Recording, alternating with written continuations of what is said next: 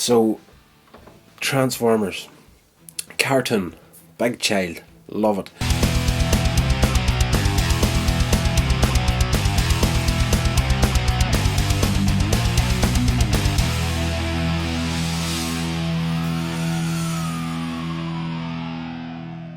Legends, welcome along to a new episode of Here's Rodder's Reviews, the show that loves all things entertainment, shares that love with you. I'm your host, Rodney Stewart.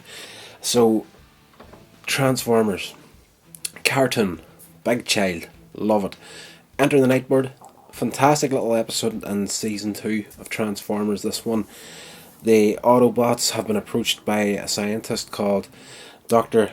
Fujiyama, who has created a robot that he wants protected. So the Autobots, off they go to the unveiling. There's a whole big ceremony to unveil this robot, which turns out to be a robot ninja. And in the lead up to this, all the other Autobots are kind of like laughing and joking.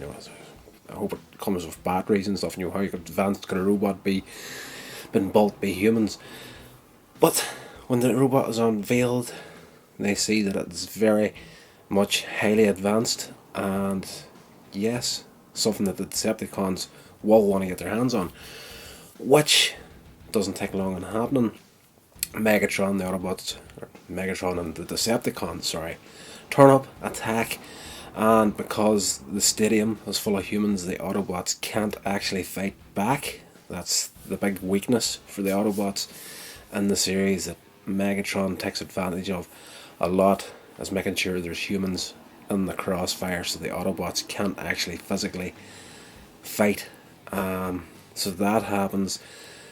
They manage to steal the Nightbird, and Megatron's big plan for this thing is to use it to sneak into Teletran 1, an Autobot headquarters, and steal the world energy chip. It's basically a database for every power source on the planet.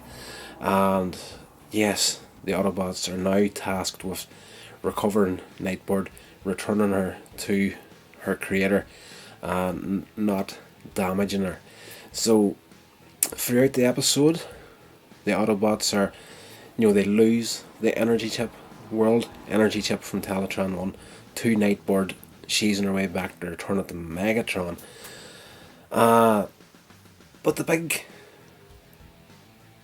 mess up for Megatron in this episode doesn't come in the form of the Autobots. This time it comes in the form of Starscream. There's a whole back and forth in Decepticon headquarters between the two of them, where Megatron is like, this robot could easily replace you, sort of thing. So Starscream is not happy with the fact that he's going to get replaced by a human built android, essentially.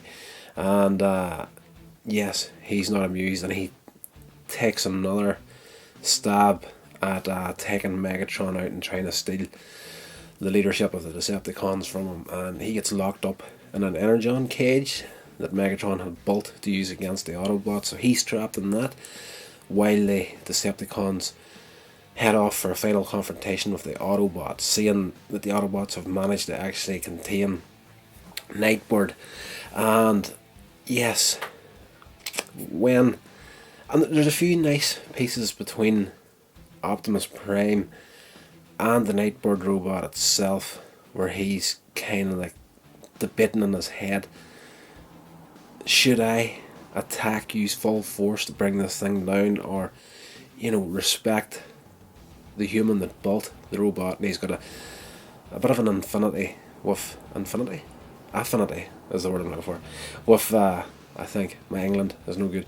And yes, he's got a little bit of a connection with this robot as well, saying as it's a similar sort of life form to himself, and the first of a new breed, basically. So he doesn't want to really go on hard force and risk damaging the Nightbird, but yes, eventually a little bit of extra force has to be taken to take the Nightbird down.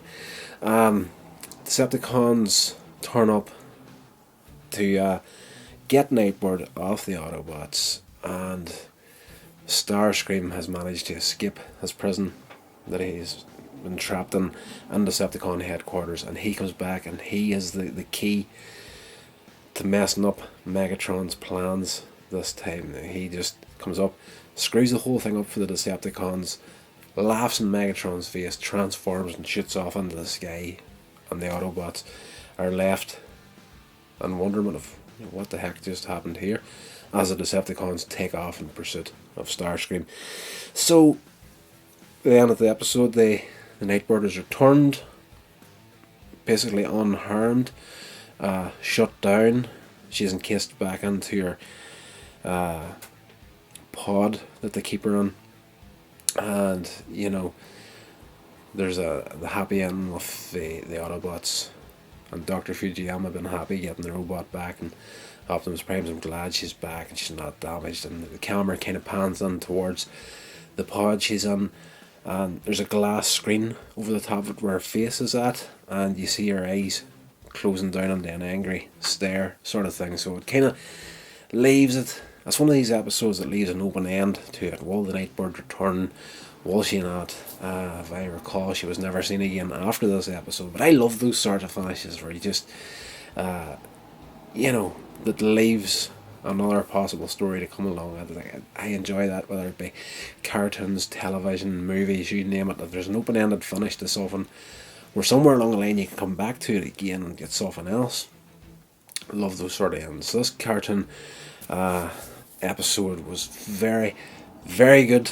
Very strong one in this series. Definitely one to look at.